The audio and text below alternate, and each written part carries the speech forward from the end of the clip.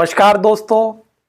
आज हम बात करने जा रहे हैं कि जो लोग बहुत ज़्यादा अटैच हैं लोगों के साथ और चीज़ों के साथ, बहुत ज़्यादा लोगों से अटैच होने के कारण उन्हें बहुत ज़्यादा हर्ट होता है, और जो लोग बहुत ज़्यादा चीज़ों से अटैच हैं उन्हें खोने का डर रहता है, और इसी कारण उनके दिमाग में ओवर थिंकिंग चालू रहती है और एक जीवन दर्द की दास्तां बन के रह जाता है।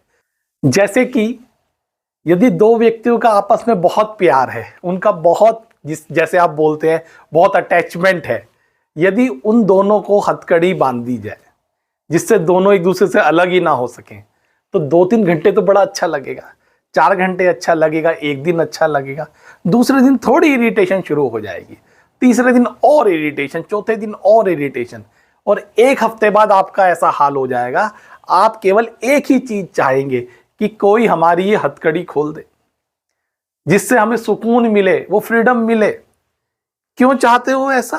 आप तो बड़ा प्यार करते थे, आप तो चाहते थे कि अटैच रहें, जुड़ के रहें। क्या प्रॉब्लम हो गई है? अब आपको वही अटैचमेंट आपके लिए पॉइजनस हो गया है, टॉक्सिक हो गया है, आप फ्रीडम चाहते हैं।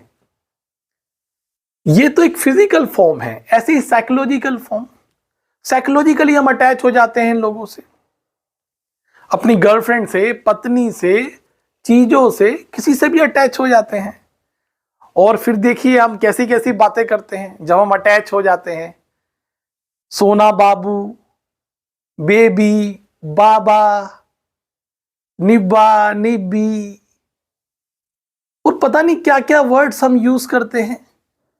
और इस अटैचमेंट के कारण क्या चाहते हैं? यदि हमारे सर में दर्द है तो जो हमारा पार्टनर है वह हमें पूरे दिन गोद में लेके बैठा रहे, पूरे दिन गोद में लेके बैठा। पार्टनर को कैसा लगेगा उससे में मतलब नहीं है, हम बहुत अटैच है ना, तो इतना तो तुम्हें समझना चाहिए, अगर प्यार करते हो तो पूरे दिन गोद में लेके बैठे रहो। जब आपकी ये कंटिन्यूअस ये चाहते, ये एक्सपेक्टेशन बढ़ती रहती है, तो वही जो हथकड़ी वाले केस में हुआ ना, दूसरा व्यक्ति एक ही चीज चाहता है, भैया तुमसे छुटकारा चाहिए, क्योंकि सहन ही नहीं कर सकते। इसलिए जो बहुत ज्यादा अटैच होते हैं लोग, सुबह 9 बजे फोन करने के लिए कहा, दूसरे ने नहीं उठाया तो इतना हर्ट हो जाते हैं। यदि तुम मुझसे प्यार करते हो तो तुम फोन भी नहीं उठा सकते क्या? ये कैसा प्यार है? ये कैसा अटैचमेंट है? दूसरा व्यक्ति कहेगा मैं जॉब पर था, मैं किसी काम पर था, मैं टॉयलेट ही गया था। नहीं, हमने फोन किया, तुम्हें फोन उठाना ही था। यह अटैचमेंट है, यही प्यार है, और यही तो में टॉक्सिन्स पैदा करता है जिससे मुक्त होना बहुत ही मुश्किल है। जैसे कि मेरी एक क्लाइंट आती थी, एक दिन बहुत ही भड़कती हुई आई। मैंने कहा क्या हुआ? ये बोली कि सर ये जो मेरा हस्बैंड है ये मुझे समझता नहीं है, ये मुझसे अटैचमेंट नहीं है, इसको इसको मुझसे प्यार नहीं है। मैंने कहा हुआ क्या?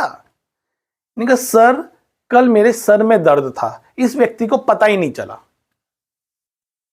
और मुझे इतना गुस्सा आया कि मेरे सर में दर्द है और इसे पता ही नहीं चल रहा है। अब आप सोचिए, यही अटैचमेंट प्यार है बस। अब किसी के सर में दर्द है, आपको कैसे पता चलेगा? आपकी एक्सपेक्टेशन इतनी बढ़ जाती है अटैचमेंट के कारण कि आप अनरियलिस्टिक चीजों की एक्सपेक्टेशन करने लगते हैं जो कि प्रैक्टिकल पॉसिबल नहीं है। मैंने उसके हस्बैंड से बात की कि आपको क्यों नहीं पता चला? वो बोला सर आप खुद ही बताए, सर में दर्द था, कोई नहीं बताएगा, मुझे कैसे पता चलेगा? अब वो एक्सपेक्ट कर रही थी कि मेरे सर दबाया जाए 2 घंटे, और जब ऐसा नहीं हुआ तो उसे बहुत हर्ट हुआ, बहुत गुस्सा आया, पूरी रात नहीं सोई, पूरी रात लड़ाई चली, पति अगले दिन ऑफिस भी नहीं गया, ऐसी हालत हो गई। अब बताइए ये आपका अटैचमेंट, ये आपका प्यार किस हालत में ले आया? इसलिए कृष्ण कहते हैं गीता में, ऐसे रहो जिंदगानी में जैसे कमल रहता है तालाब के गंद पानी में। जब हमारी ये स्थिति होती है जीवन में आनंद आएगा। लेकिन हमने तो अटैचमेंट को ही प्यार समझे बैठे हैं, हमने तो हथकड़ियों को ही हमने गुलाब समझ लिया है, हमने तो हथकड़ियों को ही अमृत समझ लिया है। तो परिणाम आप सबके सामने आ रहे हैं। ऐसी चीजों से अटैच हो जाते हैं कि हमारा रिजल्ट क्या आएगा सर, इतने पैनिक अटैक आने लगते हैं कि एग्जाम ही देने नहीं गए, फेल हो गए, तो अब रिजल्ट से अटैच है, चीजों से अटैच है सर, खो गई तो, ये हो गया तो, वो हो गया तो, बच्चे चले गए, 2 मिनट लेट हो गए, पता नहीं क्या हो गया, इतने ज्यादा अटैच है, पूरे दिन ओवर थिंकिंग करते रहते हो, हर छोटी छोटी चीजों से अटैच हो अपनी। पता है सब छोड़ के जाना है, सब मोह माया है, लेकिन सब थियोरेटिकल बातें हैं ना। जब जिन चीजों से अटैचमेंट हो जाता है उन चीजों पर ये कोई भी फिलॉसफी अप्लाई नहीं होती है। कोई भी चीज हमें डिटैचमेंट की बातें तो ऐसी लगती है, बड़ी रूखी रूखी सी बातें लगती हैं।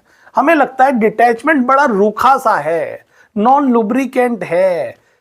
अगर हम डिटैच हो गए तो सर मजा ही क्या है, रिश्ता ही क्या है, प्यार ही क्या है, ये बात समझ ही नहीं आती।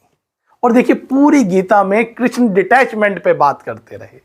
इतनी ऊंची चेतना का पर्सनैलिटी केवल डिटैचमेंट पे बात कर रहा है, वो क्या सूखी सूखी बातें करते?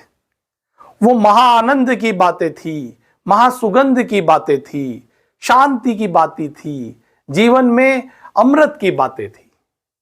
लेकिन उस डिटैचमेंट को हमें लगता है ये सूखी सूखी बातें हैं। आपका अटैचमेंट बड़ी लुब्रिकेंट बातें हैं, केवल हर्ट और खोने का डर और जीवन में तनाव, खिंचाव, एंजाइटी, डिप्रेशन, इन्हीं कारणों से हो रहा है आपको। आपकी फिलॉसफी गलत है, मूर्खता वाली फिलॉसफी है ये कि जितना ज्यादा अटैचमेंट होगा उतना ज्यादा प्यार होगा। इस फिलॉसफी को जितनी जल्दी छोड़ दोगे, और थोड़ा बहुत अटैचमेंट इट्स ओके, आटे में नमक जितना है उतने अटैचमेंट से कोई बुराई नहीं है, वो तो जीरो भी कर दोगे तब भी रह ही जाएगा। जैसे बहुत बड़ा कढ़ाया है, उसमें खाना पका है, तो कितना भी निकाल लो एक कटोरी तो तब भी रह ही जाता है, तो इतना तो फिर भी आपका बच ही जाएगा। लेकिन उससे आपके जो ये हर्ट और ये डर रहते हैं और जो आपके जीवन में तनाव रहते हैं, ये सब खत्म हो जाएंगे। और जिसलिए आप किसी रिलेशन में आए हो उसमें आपको आनंद आएगा, चीजों के साथ आनंद आएगा, क्योंकि अटैच नहीं हो। डिटैच हो, चीजें तो अपना सुख देंगी ही ना, लेकिन जब डिटैचमेंट है और साथ में उनका जो अपना जिस बेनिफिट के लिए आप जुड़े थे वो बेनिफिट साथ में आएगा, तो आपके अंदर से हर्ट और डर खत्म हो जाएगा और जीवन बिल्कुल सुखद आनंदमय। 21वीं सदी में दुख का कोई कारण नहीं है। 21वीं सदी में दुख का सबसे बड़ा कारण अटैचमेंट है। सब कुछ होते हुए जो जिंदगी नरक है उसका बहुत बड़ा कारण है ये पागलपने की फिलॉसफी। तो जितनी जल्दी हो सके अपने अटैचमेंट से छुटकारा पाना धीरे धीरे शुरू करें, डिटैचमेंट की ओर जाना शुरू करें। मैं आपको गारंटी दिलवाता हूं कि आपको सूखा सूखा फील नहीं होगा, आपको लुब्रिकेंट फील होगा, आपको आनंद फील होगा, आपको सुगंध फील होगी। और ऐसे आपको करके देखें, निश्चित ही आपको फायदा होगा।